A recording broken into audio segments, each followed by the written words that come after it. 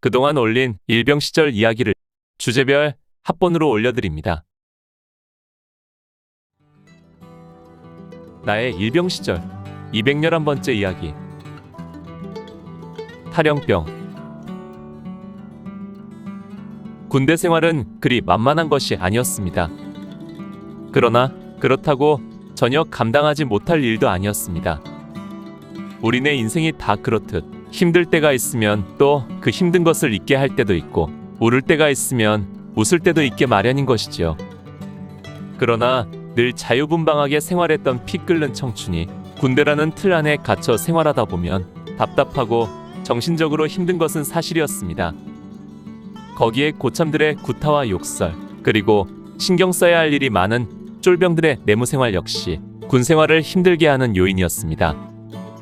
그런 환경에 적응하지 못하고 스스로 탈출하려고 하는 마음을 행동으로 옮기는 것이 바로 탈영입니다.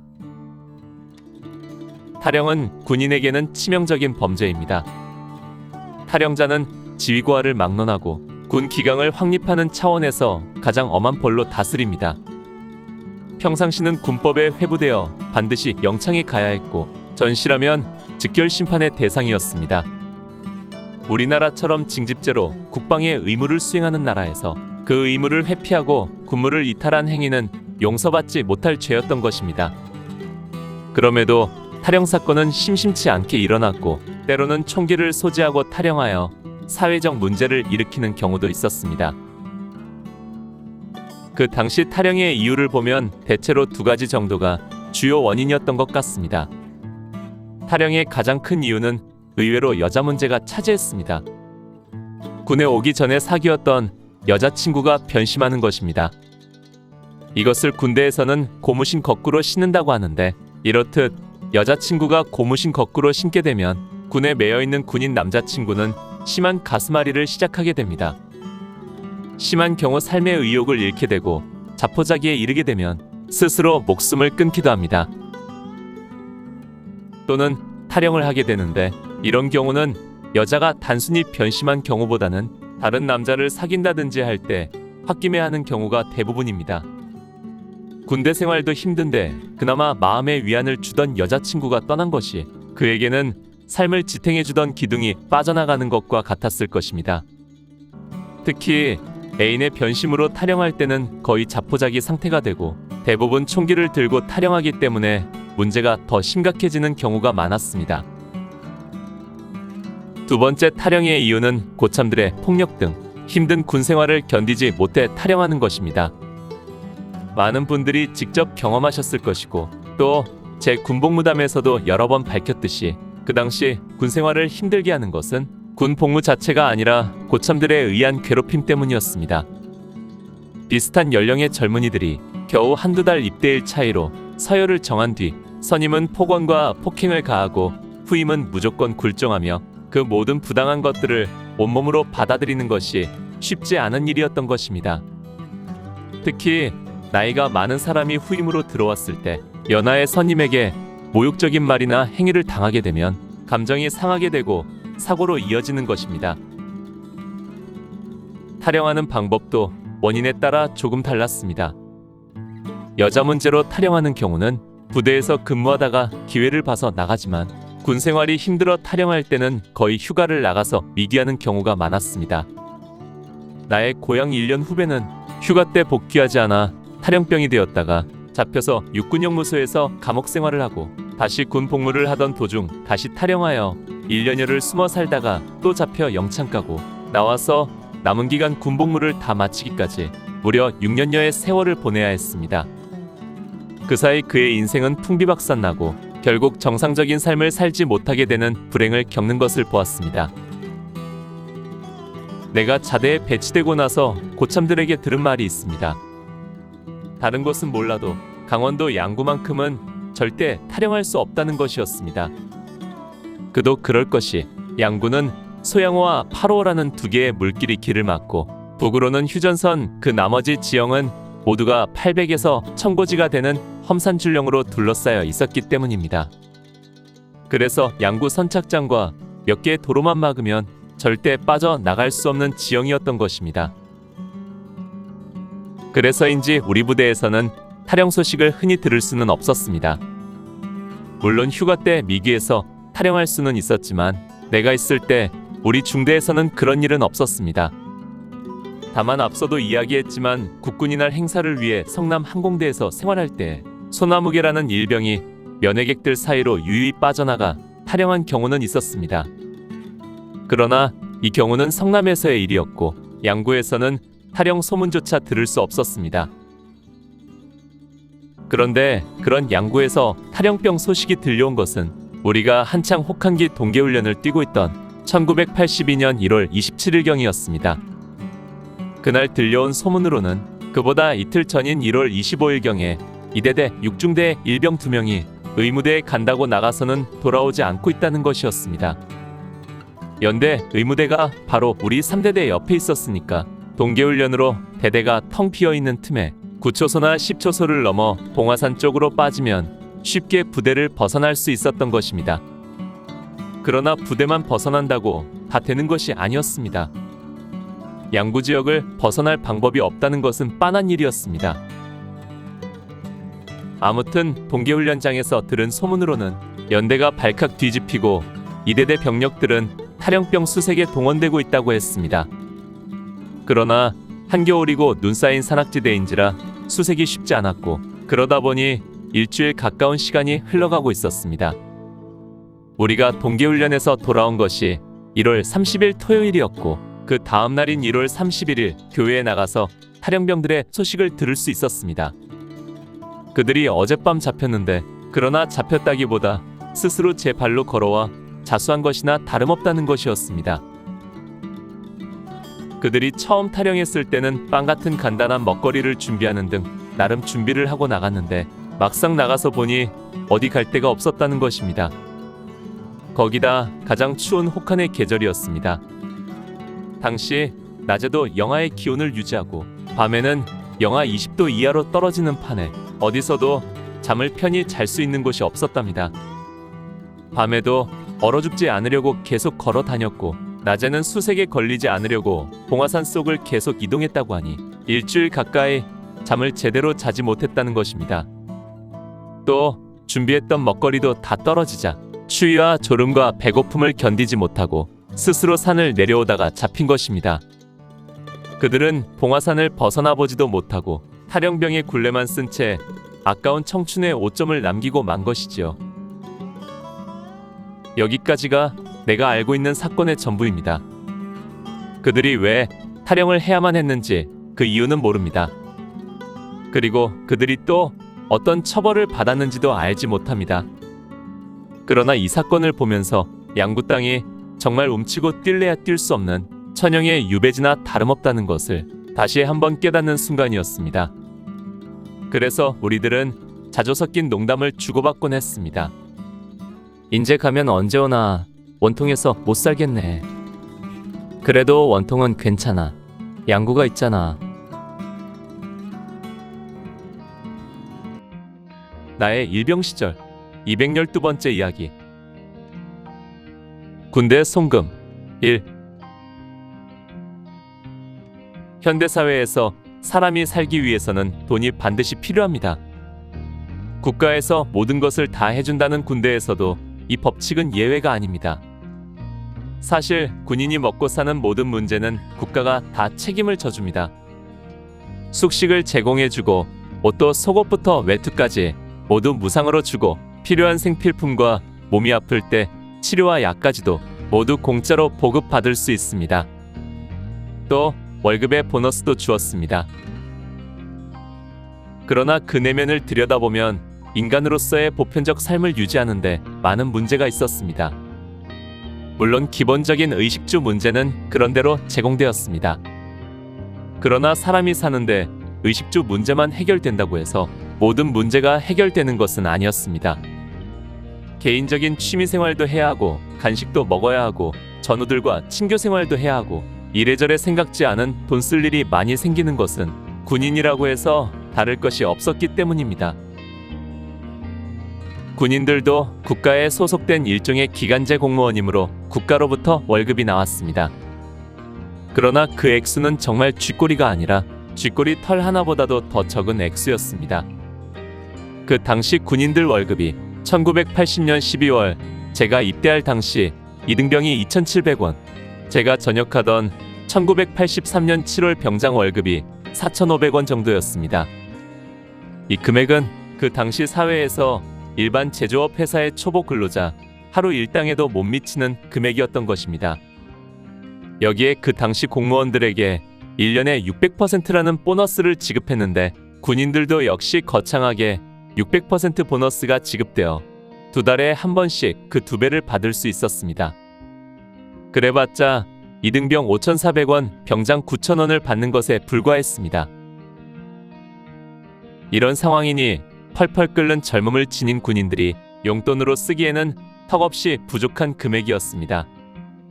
특히 우리 부대는 야전훈련이 많았고 앞서도 이야기한 것처럼 훈련을 나갈 때마다 분대원들이 돈을 객출하여 간식과 반찬 등을 사야 했기 때문에 그 비용도 만만치 않았습니다.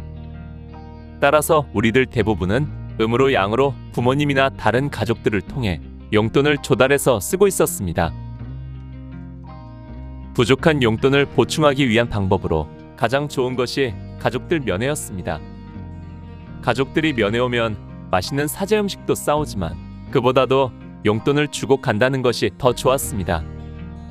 나도 어머니와 사랑하는 여인이 몇 차례 면회를 왔고 그때마다 용돈을 주고 갔습니다.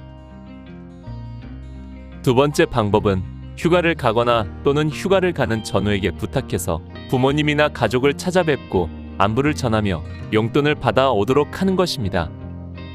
나는 이 방법을 쓰지는 않았지만 내가 심부름꾼이 되어 용돈을 받아다 주는 역할은 몇 번 했습니다. 세 번째로는 집에 편지를 해서 송금을 받는 방법입니다. 군대에서는 공식적으로 송금 받을 수 없도록 규정되어 있었기 때문에 이 방법은 부대 근처 단골로 이용하는 가게집을 통해 이루어집니다. 즉, 집에 편지를 보내 그 가게집으로 우편안을 보내도록 하고 우편안이 오면 가게 주인이 우체국에 가서 현금으로 바꾸어다가 주는 것입니다. 이 방법은 주로 저녁 말년에 가게집 외상값이 밀려 있을 때 사용하는 방법이었습니다. 앞서 이등병 시절 이야기에서 언급했거니와 제대 말년에 송금 받다가 그것이 잘못되는 바람에 꼼짝없이 걸려 인생이 바뀐 사람이 바로 우리 소대 선임하사 방아무개 중사였습니다. 그의 말을 빌리면 그는 서울 모 고등학교 출신으로 군인으로 장기 복무할 생각이 전혀 없었던 사람이었습니다. 그런 그가 군대 생활 잘 마치고 저녁을 준비하면서 가게집 외상값을 갚기 위해 집에 송금을 요청하면서 일이 벌어진 것입니다. 그 전에도 몇 차례 가게집으로 송금을 받은 경험이 있었기 때문에 그는 당연히 가게집으로 송금되리라 생각하고 있었습니다. 그러나 그의 아버지는 우편안을 가게집으로 보낸 것이 아니라 바로 부대로 보내는 편지에 동봉을 했고 우편안은 등기우편으로 오기 때문에 그것이 보안대 서신검열에서 걸린 것입니다. 이때 상부에서 그에게 제안한 것이 영창 갈래? 아니면 말뚝 박을래였습니다. 영창 가서 인생의 빨간 줄 올라가는 것보다 국가공무원인 하사관으로 장기 복무하는 것이 좋지 않겠냐는 중대장의 설득에 선택의 여지 없이 그는 당연 장기 복무를 지원했고 육군 병장으로 전역할 꿈을 접고 소위 군대 말뚝을 박았던 것입니다. 이렇듯 군대 송금은 큰 위험성을 내포하고 있었지만 많은 고참들은 거의 가게집을 이용하여 송금을 받고 있었습니다.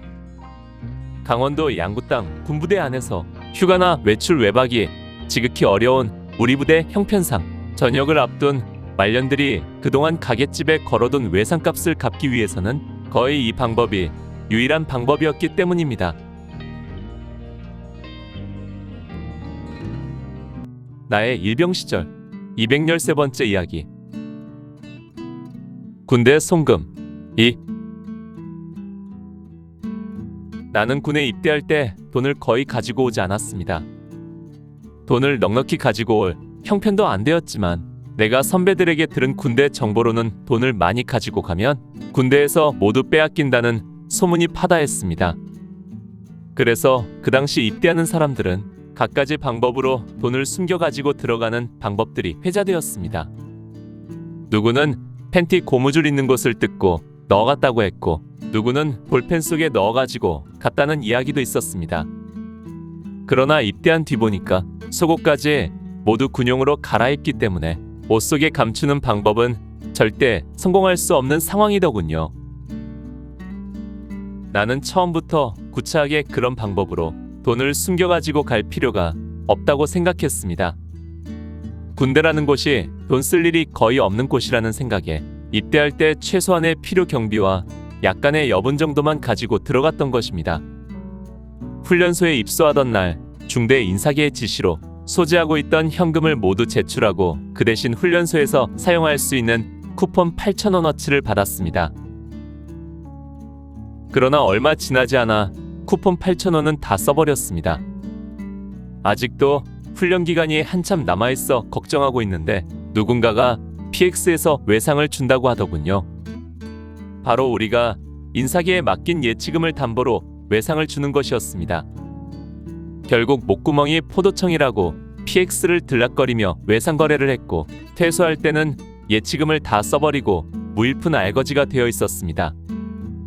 다행히 퇴소할 때 그동안 월급을 계산해 주었는데 12월은 보너스 달이라 5,000원 정도 손에 들고 강원도에 올 수 있었습니다. 그러나 그것도 춘천 103보충대와 이사단 보충대를 거치면서 몇 차례 PX를 드나들다 보니 막상 자대 배치되었을 때는 수중에 거의 돈이 남아있지 않았습니다. 자대에서의 쫄병 생활은 그야말로 눈코 뜰 새 없는 분주한 나날이었습니다. 바쁜 것뿐 아니라 쫄병이 임의로 PX에 다닐 수도 없었습니다. 비록 춥고 배고픈 쫄병이었지만 내 마음대로 사 먹을 수 없었기에 돈이 그리 필요하지는 않았습니다. 가끔 소대원들이 야간에 술을 마실 때나 또는 훈련 나갈 때 돈을 객출하여 부식류 등을 사올 때가 있었는데 이때는 거의 분대장과 고참들이 돈을 내서 해결했습니다. 항상 호랑이같이 무서운 고참들이었지만 돈 내는 문제만큼은 졸병들에게 거의 부담을 시키지 않는 것이 우리 소대의 전통이었습니다. 그러다가 마침내 1981년 3월 1일 어머니께서 면회를 오셨고 비로소 나도 경제력이 생기게 되었습니다. 그 뒤에 몇 달 간격으로 사랑하는 여인이 면회 오면서 얼마간 용돈을 챙겨주었고 첫 휴가를 다녀오는 바람에 그런대로 부족함 없이 1981년을 마무리할 수 있었습니다. 그러나 군대 생활을 1년 이상 하고 내 밑으로 졸병들이 생기면서 이제는 내가 돈을 써야 할 일들이 많아지기 시작했습니다. 특히 첫 휴가를 다녀오고 나서 연말연시와 휴양소 입소 그리고 동계훈련을 거치면서 휴가 때 들고 온 용돈이 바닥난 것입니다. 그뿐 아니라 아무래도 내무생활이 좀 더 자유로워지면서 PX에 가는 횟수가 늘었고 동계훈련 등에 좀 더 많은 금액을 부담했기 때문이었습니다. 나는 눈앞이 캄캄했습니다. 앞으로 팀스피리트 훈련이라는 큰 산이 남아있는데 무일푼 상태에서 어떻게 감당할 수 있겠는가? 앞으로는 훈련 나갈 때나 소대 회식 같은 것을 하게 되면 나도 일병 말년으로 일정 부분 분담을 해야 하는데 빈털터리가 되었으니 답답한 일이었습니다. 고민하다가 아무래도 부모님께 손을 벌려야겠다고 생각했습니다. 그러나 휴가를 다녀온 지도 얼마 되지 않았고 또 집에서도 설 명절 준비에 동생들 학비 등으로 형편이 여의치 않은 것을 알기에 도저히 입이 떨어지지 않았습니다.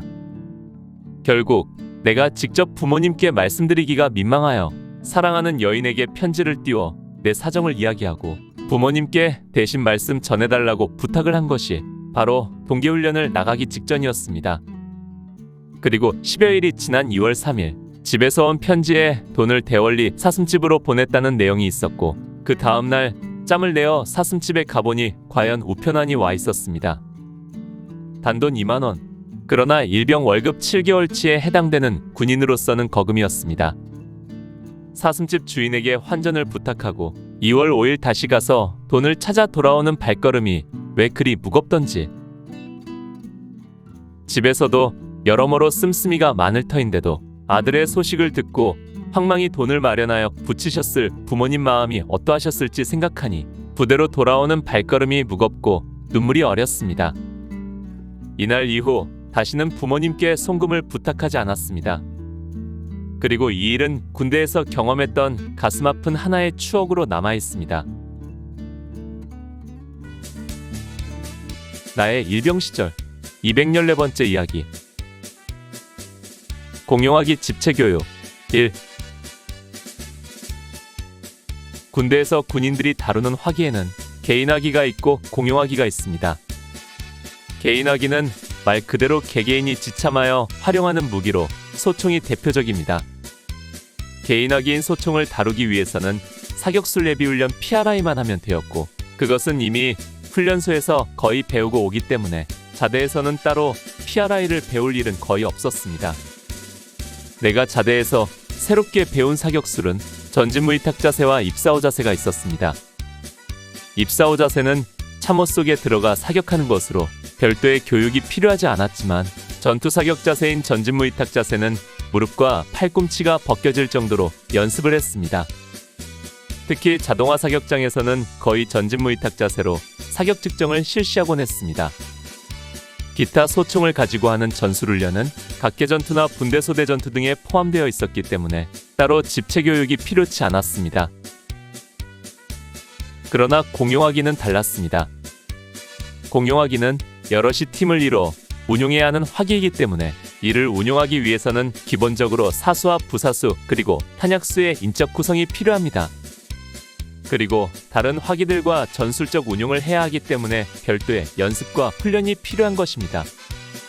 그뿐 아니라 사수가 전역을 해서 부사수가 사수의 임무를 부여받고, 탄약수가 부사수가 되고 새로운 신병을 탄약수로 받게 되거나 보병분대장 차출 등으로 팀 구성원에 변동이 생길 때는 다시 새로운 임무에 맞는 화기 운용을 몸에 익혀야 했기 때문에 정기적으로 집체 교육을 실시하는 것입니다. 당시 소총중대의 공용화기는 화기소대에 삼각대 M60기 관총과 60mm 박격포가 있고, 각 소총소대의 화기분대에 양각대 M60기 관총이 있습니다. 이 밖에도 3.5인치 로켓포와 66mm 로우, 그리고 M203 유탄 발사기 등도 일종의 공용화기로 운용하고 있었습니다. 그러나 3.5인치와 66mm 로우, M203 등은 특별히 집체 교육은 실시하지 않고 나중에 사격 시범 정도만 했고, 집체 교육은 기관총과 박격포만 실시했습니다.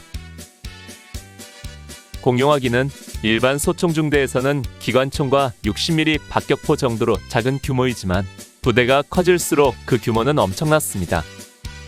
실제적으로 전쟁에서 승패를 좌우하는 것은 공용화기의 화력에 좌우되기 때문에 부대 단위가 커질수록 공용화기 규모가 기하급수적으로 커지는 것입니다. 각 대대에서는 네 번째 중대가 중화기 중대로 90mm 무반동총과 81mm 박격포를 운용하고 있고, 연대에서는 전투지원중대에 4.2인치 박격포와 105mm 무반동총이 있습니다. 사단에는 전차부대와 포대, 항공대와 화학대 등 각종 공용화기를 운용하고 있고, 군단과 군 규모로 확대되면 어마어마한 화력이 되는 것입니다. 공용화기 집체 교육이 시작되면 이 모든 공용화기들이 쏟아져 나와 각자 주어진 임무와 전술 목적대로 교육을 실시하게 됩니다. 처음 일주일은 주로 기계훈련과 전술훈련을 실시하고, 후반기로 접어들면 사격을 실시하는데, 이때가 되면 우리 3군단 공용화기 사격장인 봉화산 태풍 사격장에 24시간 포탄이 쏟아지게 됩니다. 전차와 각종 곡사포, 그리고 박격포 포탄이 연일 불을 뿜어냅니다. 때로는 500MD와 UH-1H 헬기나 코브라 헬기도 와서 기총소사와 폭격을 하고, 나중에는 전투기까지 날아와서 기총 사격과 폭격을 실시합니다. 특히 야간에 외곽초소에서 근무를 하면서 공용화기 사격을 바라보면 불꽃놀이 못지않은 장관을 볼 수 있었습니다. 공용화기 집체 교육은 앞서도 한번 다룬 적이 있습니다. 본래 공용화기 집체 교육은 1년에 2번 실시되는 것인데, 우리 대대는 1981년 국군이날 행사 연습으로 다른 훈련 일정이 빡빡하여 11월에 한 차례만 실시했었습니다. 그리고 1982년은 좀 빠르게 전반기 공용화기 집체 교육이 2월 1일 월요일부터 12일 금요일까지 2주간에 걸쳐 실시되었습니다. 아무래도 팀 스피리트 훈련이 있어서 앞당겨 실시하는 것 같았습니다. 공용화기 집체 교육이 시작되면 모든 교육 스케줄이 바뀌게 됩니다. 기존 편제에서 공용화기들이 빠져나가고 그 나머지 인원들만 나가서 교육을 실시하기 때문에 아무래도 흐지부지해집니다. 소총소대에서 화기분대가 빠져나가게 되고 우리 화기소대에서도 총분대와 포분대가 따로 교육을 실시하기 때문에 기존의 중대단위 교육이 제대로 이루어지지 않는 것입니다. 그러다 보니 우리들은 연병장에 엎드려서 열심히 조총훈련하며 얼차려를 받는데 다른 소총분대의 병력들은 씻으러 가던지 식사집합하는 경우도 있었습니다. 그럴 때는 우리만 고생한다는 생각에 약도 오르고 힘도 더 들었습니다. 그러나 반대로 우리들은 교육받고 있는데 나머지 병력들은 힘든 작업이나 사역에 동원되는 경우도 많았습니다. 인간의 간사한 생각에 그들이 고생하러 가면 우리는 상대적으로 평안함을 느끼기도 했습니다. 아무튼 한겨울에 실시되는 공용화기 집체 교육은 그리 만만하지 않았습니다.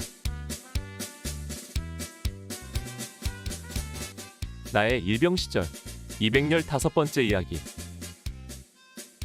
공용화기 집체 교육 2.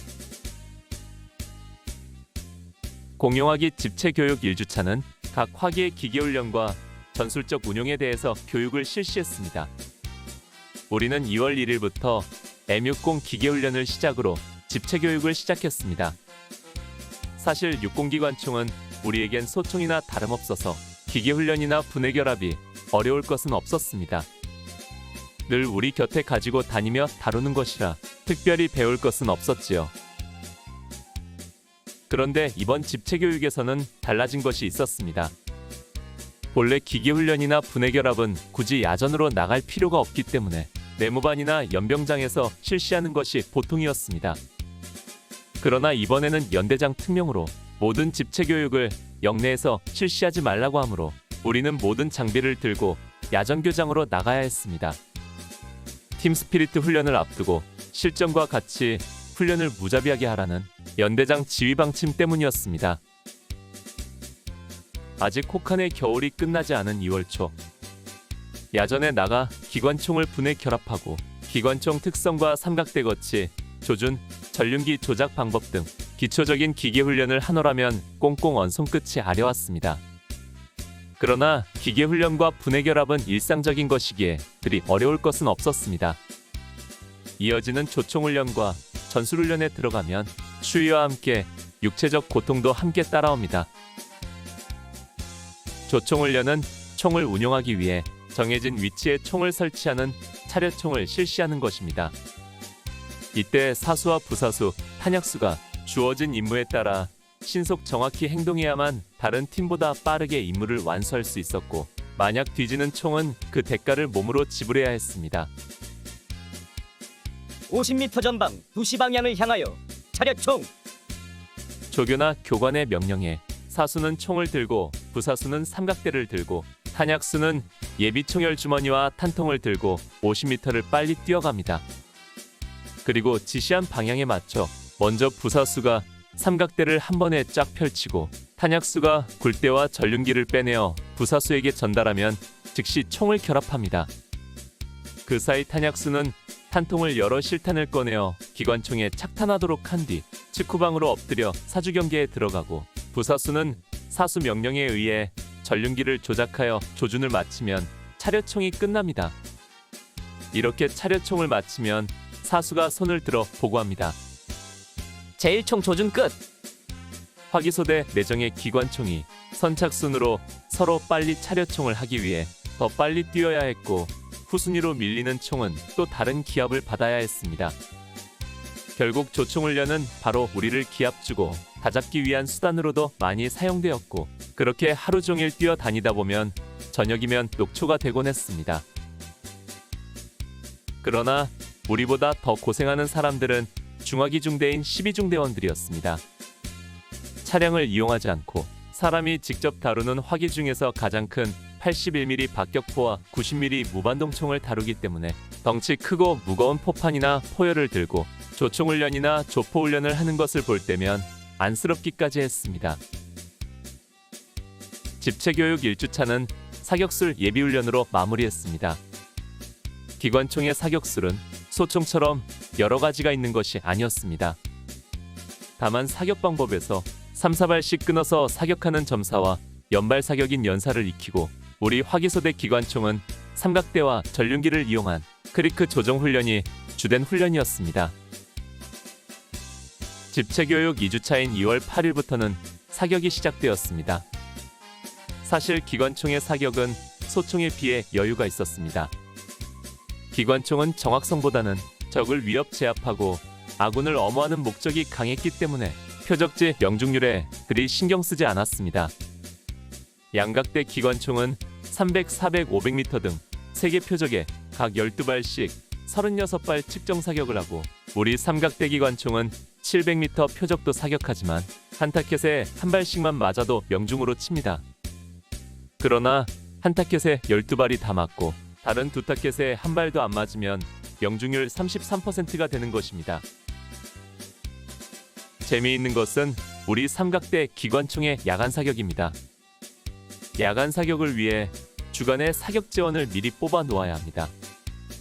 즉 300m 타켓에 명중시키기 위해 주간에 사격을 실시해서 지주대를 설치하고 그것을 중심으로 기준점을 정해놓고 전륜기 크리크를 몇 미리 밀고 몇 미리 올릴 것인지 적어 놓았다가 야간에 그 재원을 따라 사격하는 것입니다. 그러다 보니 만약 누군가가 총을 건드리면 그 총은 절대 명중시킬 수 없게 됩니다. 훈련이니까 그렇게 하는 것이지 만약 실전에서라면 전륜기를 제거하고 상황에 따라 사격하는 것이 최선이겠지요. 야간 어둠 속에서 500m 전방의 상황을 눈으로 보고 사격한다는 것은 불가능하기 때문입니다. 기관총 사격의 백미는 바로 예광탄입니다. 기관총 실탄은 클립으로 100발씩 연결되어 있는데 실탄 5발에 한 발씩 예광탄이 포함되어 있습니다. 예광탄은 탄두에 인화성 물질이 발라져 있어 실탄이 발사되면 공기와 마찰을 통해 빨간 불꽃을 일으키며 날아가게 됩니다. 야간에 빨간 예광탄이 빨랫줄처럼 쫙쫙 날아가는 광경은 흡사 불꽃놀이를 보는 것과 같습니다. 천지를 가르는 총성과 함께 긴 궤적을 남기며 날아가는 기관총 사격은 스트레스를 날리기에 제격이었습니다. 다만 예광탄 불꽃으로 인해 가끔 산불이 일어나는 것이 흠이었습니다. 산불이 일어나면 사격을 즉시 멈추고 산불을 끌어 달려가야 합니다. 집체교육의 마무리는 기관총의 전술적 운용이었습니다. 전술 운용은 공격과 방어로 나누어 실시했는데 이는 늘 훈련 나가면 하는 것이기에 새로울 것 없는 일상적인 것이었습니다. 그리고 집체교육 마지막 날인 2월 12일 금요일에는 그동안 배운 것을 측정했는데 다행히 별다른 것 없이 기계훈련과 분해결합만 실시했습니다. 그리고 이날 점심 식사가 정전으로 늦어지는 바람에 오후 3시가 돼서야 점심을 먹어야 했고 저녁 식사는 밤 8시가 돼서 먹을 수 있었습니다. 그러다 보니 모든 일정에 혼란이 생겼고 오후에 별다른 교육 없이 내일 있을 전투사열을 준비하는 것으로 1982년 전반기 공용화기 집체교육을 마쳤습니다. 나의 일병 시절 216번째 이야기. 경제군대. 1982년에 접어들면서 우리나라 전반뿐 아니라 우리 군인들에게도 가장 큰 화두는 경제였습니다. 1979년 12.12 사태와 1980년 5.18 광주민주화운동을 강제 진압하면서 정권을 잡은 전두환 대통령과 신군부는 1981년까지 삼청교육대와 녹화사업 등을 통해 사회 불만 세력을 무력화하고 정치 반대 세력의 발목을 묶었습니다. 그리고 이전 정권 인사들은 부정축제자로 내몰아 그들의 재산을 환수하고 정치활동까지 가로막았습니다. 그뿐 아니라 언론 통폐합을 통해 언론을 장악하여 자신들 입맛에 맞는 여론만을 형성하도록 했습니다. 그러고는 통금을 해제하고 칼라 텔레비전 방송을 시작하고 프로야구를 출범하는 등 국민들의 눈과 귀를 즐겁게 하며 정치적으로 정권의 안정을 다졌습니다. 무엇보다도 50 정권이 국민들에게 가장 크게 어필했던 것은 아무래도 88 서울 올림픽 유치였을 것입니다. 우리가 국군이 날 행사 연습을 마무리했던 1981년 9월 30일 독일의 바덴바덴에서 들려온 쾌거에 온 국민은 환호했고 자부심을 가지기에 충분했습니다. 사마란치 IOC 위원장의 세울 외치는 동영상은 심심치 않게 TV를 통해 방송되었고 그때마다 우리들은 그 감격을 다시금 느끼곤 했었습니다. 이렇게 정치적으로 안정을 다진 오공 정권이 1982년에 접어들면서 들고 나온 것이 바로 경제성장입니다. 경제에는 거의 문외한이나 다름없는 군인 출신 전두환 대통령이 경제성장을 위해 택한 방법은 경제 전문가에게 경제에 대한 모든 것을 맡기는 것이었습니다. 이를 위해 김재익 박사를 청와대 경제수석에 임명하면서 경제에 관해서는 당신이 대통령이라는 말을 했다 해서 김재익 수석이 경제대통령이라는 말이 돌았습니다. 아무튼 전두환 대통령은 1982년 신년사와 1월 22일 국정연설을 통해 안정을 통한 제2의 경제성장을 주장했고 우리 부대원들은 중대별 단체로 모여 그 국정연설을 시청해야 했습니다. 이날은 제179회 보급경제 확인감독의 날이었고 우리는 더욱 매서운 인사계의 눈총 아래 보급품 검열과 정비를 해야 했습니다. 사실 그 당시 우리 졸병들은 거의 모든 피복류를 꿰매 입고 있었습니다. 양말이나 속옷뿐 아니라 전투복과 통일화라고 부르는 천으로 된 군화까지 거의 낡은 부분을 바늘로 꿰매서 착용하고 있었던 것입니다. 그런 상황이니 사실 우리가 더 절약할 것은 그리 많지 않았습니다. 그럼에도 이후부터 정훈교육의 주제는 거의가 경제였습니다. 경제군대라는 말이 구호처럼 들려오고 군인들도 보급품 절약과 효율적 사용으로 경제성장에 도움이 되어야 한다는 교육을 받았습니다. 국가 경제의 가장 큰 소비 집단인 군대가 가장 먼저 모범을 보여야 한다는 것입니다. 사실 보급품 사정이 가장 열악한 우리 같은 소총중대에서 더 아낄 수 있는 것은 거의 없었지만 그래도 매주 수요일 정원 교육은 어김없이 경제 교육이 이어졌습니다. 우리가 경제의 노이로제에서 잠시 벗어날 수 있었던 것은 바로 혹한기 동계훈련이었습니다. 1월 25일부터 30일까지 실시된 동계훈련 동안 우리는 귀 따갑게 들리던 경제라는 말에서 잠시 멀어질 수 있었습니다. 그러나 이것도 잠시 훈련을 마치고 부대로 복귀하자 또다시 우리는 경제의 프레임에 갇히게 되었습니다. 훈련에서 복귀한 다음 날인 1월 31일. 이날은 일요일인데도 오후에 중대장 교육이 있었습니다. 교육의 요지는 2월 3일 수요일 정원 시간에 경제시험을 실시한다는 내용과 연대 내 다른 대대들은 이미 경제교육을 실시하고 있는데 우리는 동계훈련으로 뒤처져 있으니 앞으로 분발해서 교육을 실시하여 경제시험에서 뒤지지 않도록 하라는 내용이었습니다. 참으로 어려운 일이었습니다. 이제는 군인이 총 잘 쏘고 전술훈련만 잘해서 되는 것이 아니었습니다. 경제이론도 공부하고 시험도 보아야 하는 것입니다. 다음 날인 2월 1일부터는 공용화기 집체교육이 실시되었습니다. 오전에 완전군장 행군을 1시간 정도 실시하고 다시 야전 교정으로 나가 기관총 기계훈련을 실시했습니다. 그리고 오후에는 전체 대대병력이 식당에 모여 경제교육을 받았습니다. 대대 정훈장교가 경제교환을 가지고 열심히 강의했으나 내가 보기에는 가르치는 사람이나 배우는 우리나 실력이 그만큼 아닌 것 같았습니다. 더구나 500여 명의 병력을 모아놓고 교육을 실시하니 통제가 전혀 되지 않아 모두들 제각기 떠들고 정훈장교만 혼자 마이크를 들고 강의하는 웃지 못할 상황이었습니다. 그럼에도 경제교육은 각 중대별로 밤까지 이어져 중대장 책임하에 20시까지 실시되었습니다. 이 같은 교육은 다음 날에도 계속되었습니다. 2월 2일 오후 3시까지 공용화기 집체교육으로 조총훈련을 실시하고 이후부터 다시 대대식당에서 통합경제교육을 받았고 저녁 식사 후에는 일석점호도 빼먹고 밤 10시까지 경제교육을 실시했습니다. 계속 앉아서 교육받는 것이 좀 있으셨지만 그 덕분에 취침점호의 행운도 얻을 수 있었습니다. 이때의 상황을 내 메모 수첩에는 이렇게 적고 있습니다. 내일 실시한다는 경제시험을 대비하여 오후 내내 경제교육을 받았다. 그러나 교관인 정훈장교의 목소리보다 병사들 떠드는 소리가 더 크니 마이크 잡은 교관의 큰 음성도 수백 명 병사의 속삭이는 소리에 묻혀 사라진다. 경제군대란 말이 부쩍 늘었다. 교육 시간 중에 경제 교육 역시 많아졌다.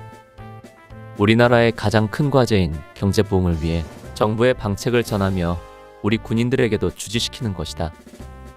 내일이면 실시되는 경제시험을 위해 낮이고 밤이고 경제 교육만 한다. 정훈 방송실에서도 경제에 대한 방송만 되풀이한다. 그 말대로 된다면 내가 제대할 때쯤 되면 좀 살기 좋아질 것도 같은데. 마침내 2월 3일 수요일 정훈 시간에 경제시험이 실시되었습니다. 그러나 그 시험 내용이 무엇이었는지는 기록이 없어 알지 못합니다.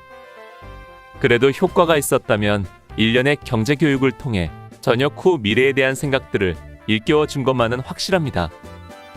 그 당시 내 메모장을 보면 내가 전역 후에 사회에 나가서 하고 싶은 일들을 순간순간 적은 것이 있는데 직장 생활보다는 기술을 배우거나 양돈 또는 화훼류를 가꾸고 싶다는 등 스스로 삶을 개척하고픈 마음이 더 컸던 것 같습니다. 돌이켜보면 이때의 소망들이 하나의 꿈으로 그쳤지만 그래도 이 시기가 한때 삶의 비전을 생각해 볼 수 있는 배움의 기회였지 않았나 생각됩니다. 오늘 추억여행에 함께 해주셔서 감사합니다. 다음 이야기를 기대해 주시고 구독과 좋아요 부탁드립니다. 항백